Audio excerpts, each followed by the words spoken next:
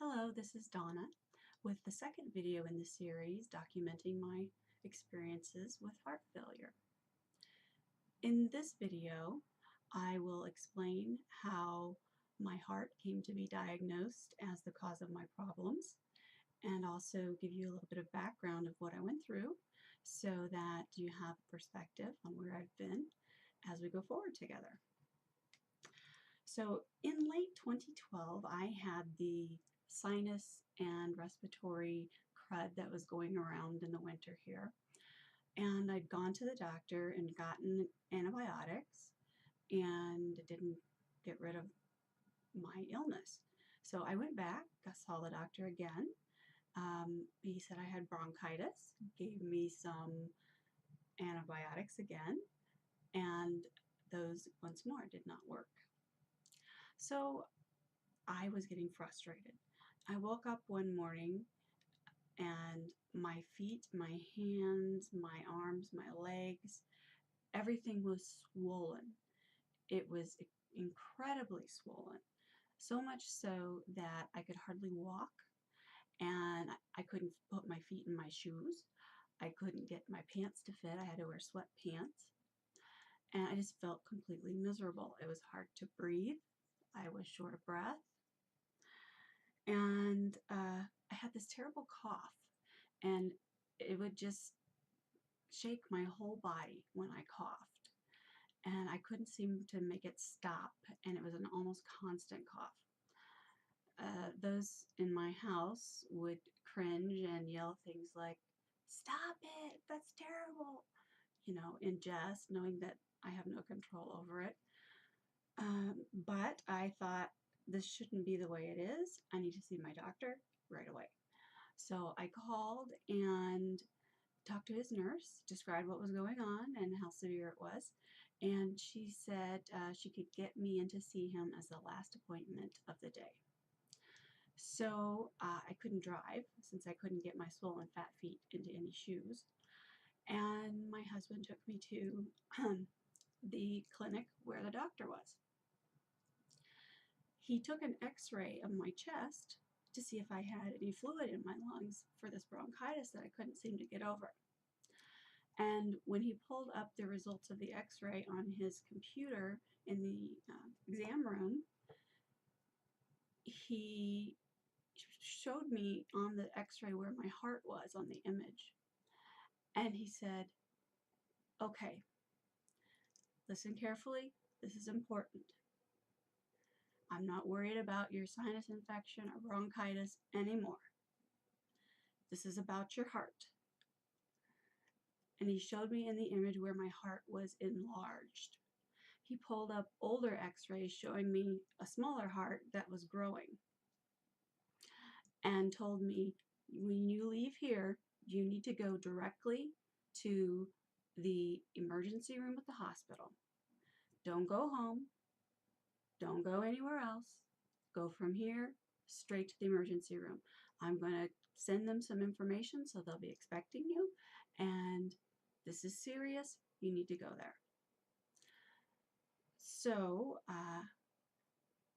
my ride and I went to Mercy Hospital and went into the emergency room. Someone met me with a wheelchair. I was registered, tagged, brought back to a room. I had an EKG done, everything hooked up to monitor me, an IV put in, and I was examined by the ER cardiologist, all within minutes. I had no wait. They all rushed in and did everything. And yes, it was my heart. And they didn't tell me really what my diagnosis was sitting in the emergency room, but they had one of the doctors who does hospital floor rounds come in and talk to me. And he was a cardiologist and looked at my reports and looked at me and said, "We're going to admit you to the hospital on the cardiac floor as soon as the bed is ready. And we'll have our cardiologist treat you there." So that was, maybe 10:30, 11 o'clock at night. By 1:30 in the morning, still waiting for a room to open, my husband was dropping off to sleep in his little plastic chair very uncomfortably. And so he went ahead and went home to get some sleep. 3:30 in the morning, the nurse came in to tell me, your room's ready, we're taking you upstairs. And as soon as I got upstairs, I got put on oxygen. They took my blood for samples. They gave me medicine in my IV to start taking the water off. They gave me a catheter, told me I was not allowed to get out of bed for anything. And basically I was just to lie there and let the medicines do their job.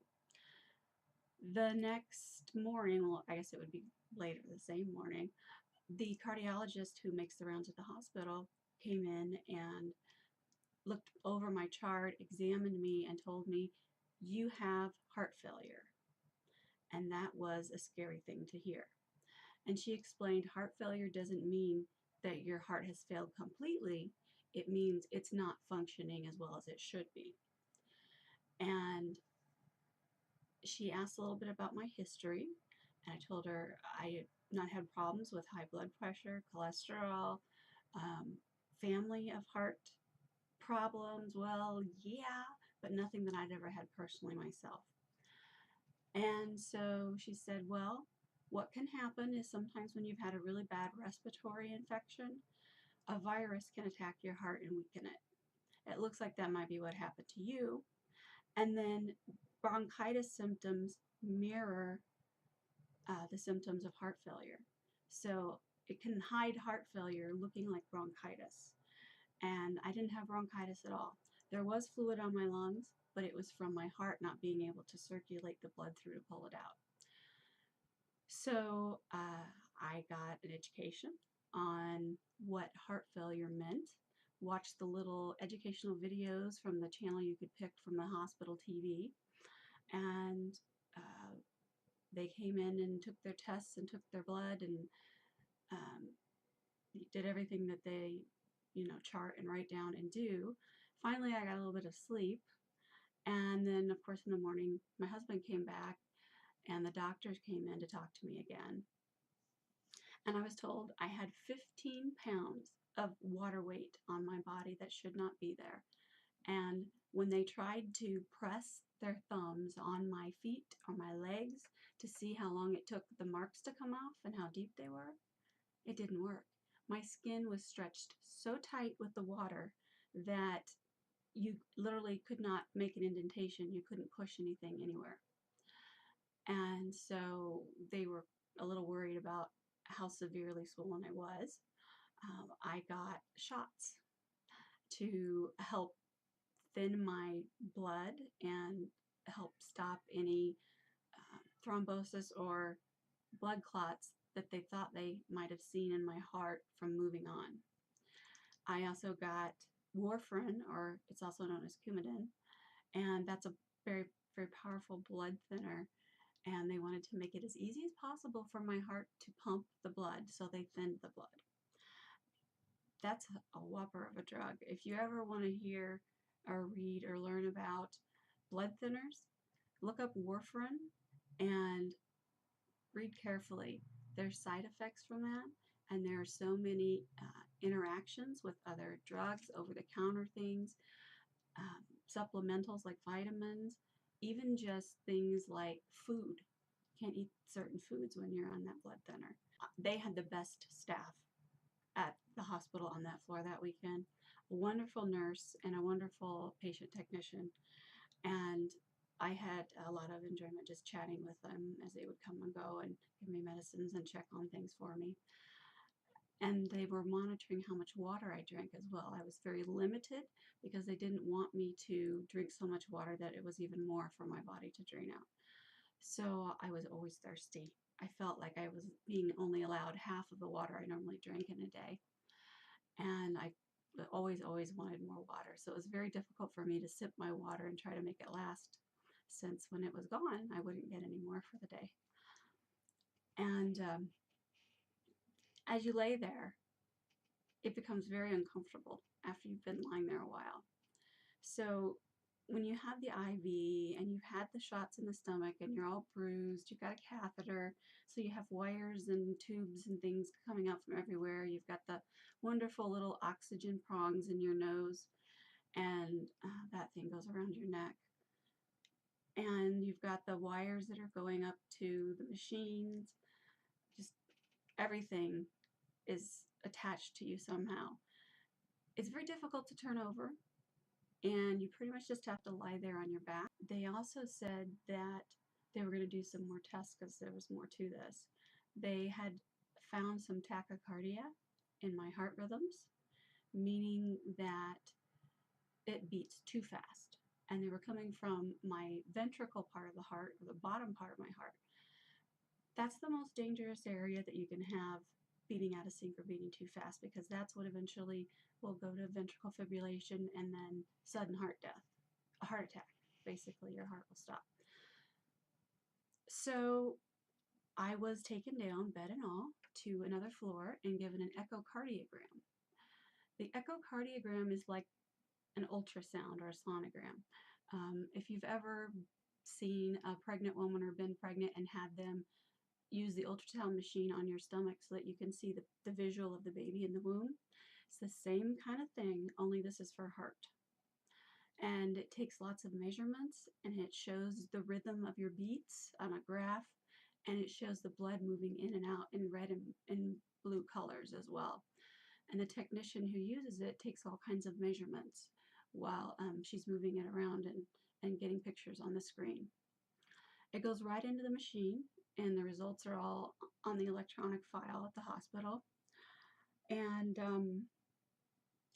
they put a little bit of dye in an IV so that it shows up better for some certain parts of the test, but it's relatively painless, it's easy, it goes kind of fast. And it's a very important test for somebody with heart failure. Here's why. The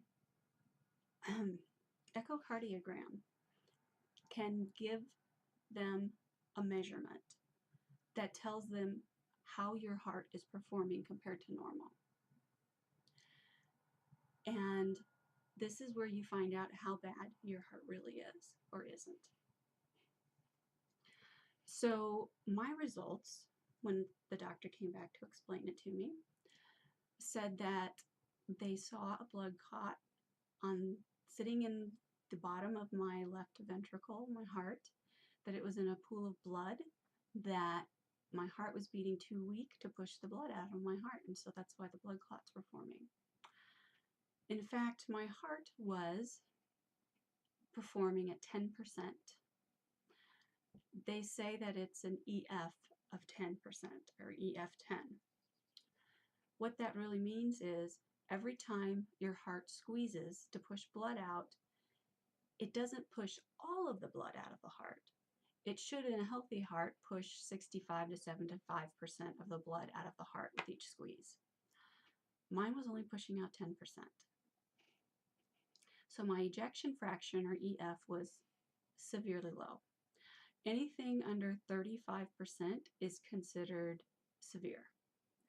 At 10%, I was on the very, very severe end of things. And this was the first time I'd had my heart looked at.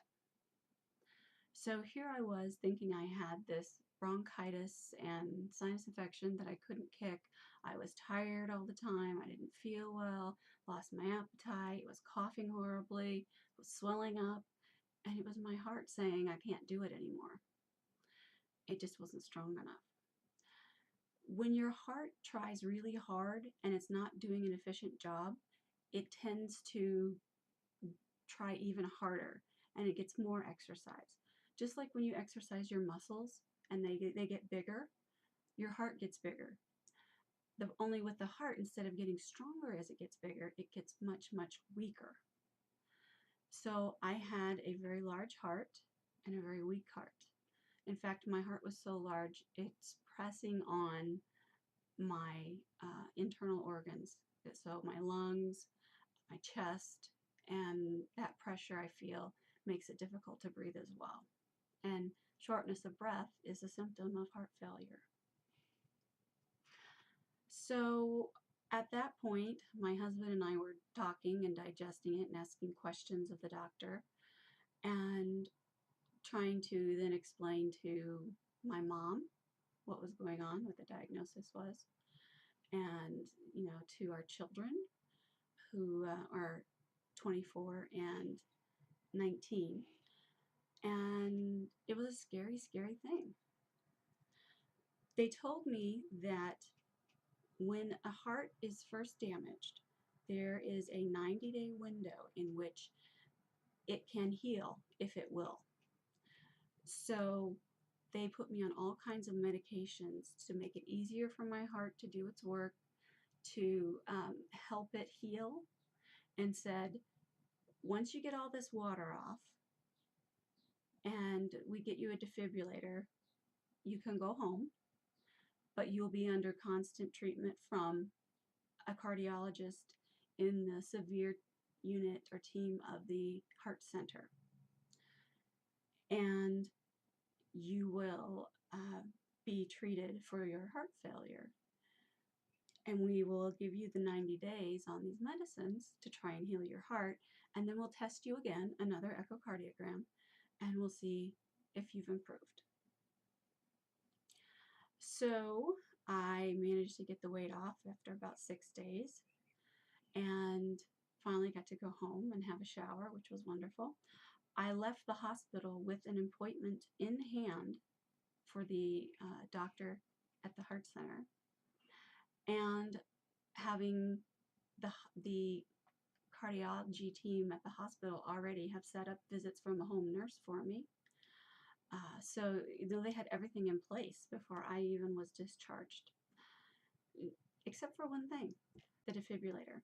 They had a representative from the Zoll company come to my room and show us some brochures and tell us about a life vest, which is a wearable defibrillator, and it actually has like a strap and vests and sensors and shock paddles and a control unit with batteries, and you wear it all the time, and it can shock your heart if it needs to keep you alive.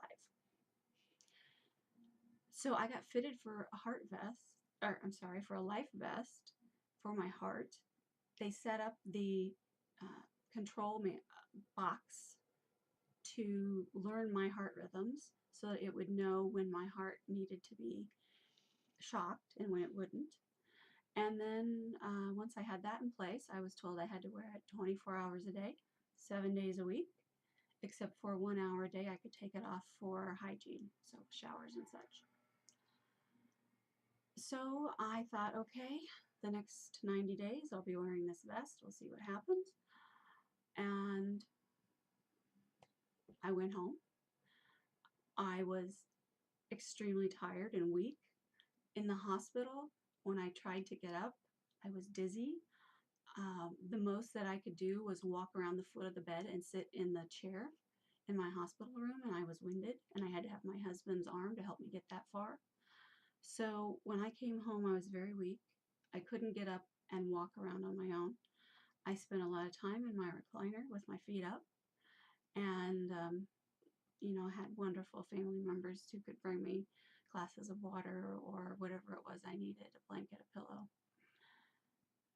And time went on, and I started feeling a little bit better. I went to my doctor appointments and learned more about the condition and what they thought might happen. And I was able to regain some of that stamina. You lose a lot of it when you're in the hospital, even for a short time. If you're bedridden, you get weak fast. Finally, I had enough energy that I could walk from the bedroom to the living room and do it on my own, carefully so I didn't fall. And I could even walk back again after a few minutes. Every time I sit or stood or laid down and then got back up, always I had to stop, go slowly, count to 10, and then move. So if I'm sitting in a chair, very slowly and carefully stand, count to 10, and then I can walk. If I went too fast, I would fall. And when you're on blood thinners, like the warfarin, if you fall, you will likely bruise, and bruises could lead to internal bleeding. They can be very serious when you're on blood thinners because you will continue bleeding and your blood won't stop. It won't clot. So if I were to say fall and accidentally knock my head on something, I could have bleeding in my brain and not even know it.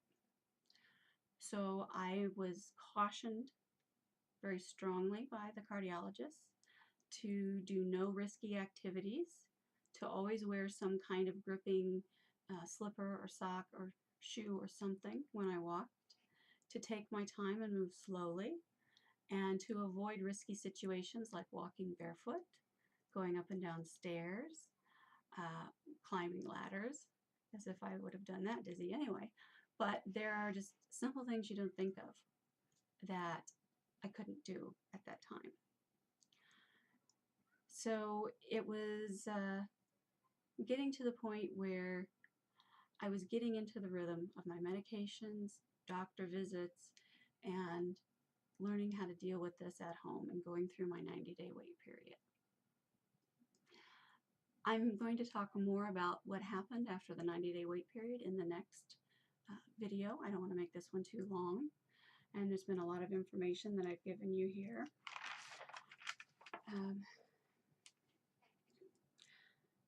Really, I think the most important things to know are that it hit me suddenly.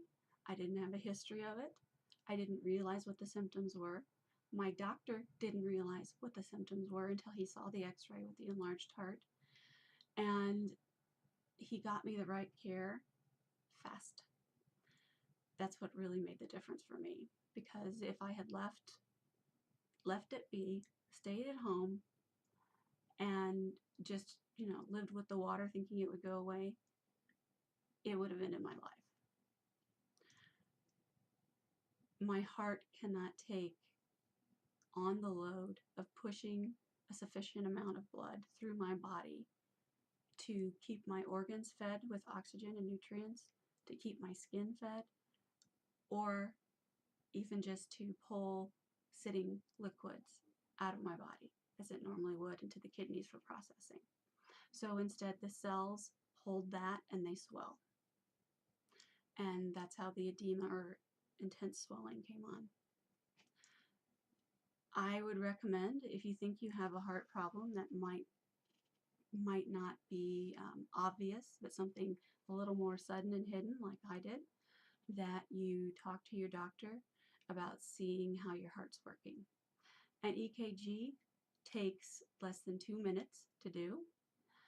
It's painless. They just stick little discs with wires on you that measure your heartbeats for a few seconds, and it's done. And to take an x-ray and look at the size of your heart, it's no big deal either. They can do these things to see if you do have a heart problem, and if you do, take it seriously and go to a doctor that specializes in it. Go to a cardiologist and have him investigate it and give you his opinion or her opinion. That's all for the second video. I'll post the third one soon to come. Well, I will show you the life vest and what it looks like, how it works, and also talk about the 90-day period and what happened after that.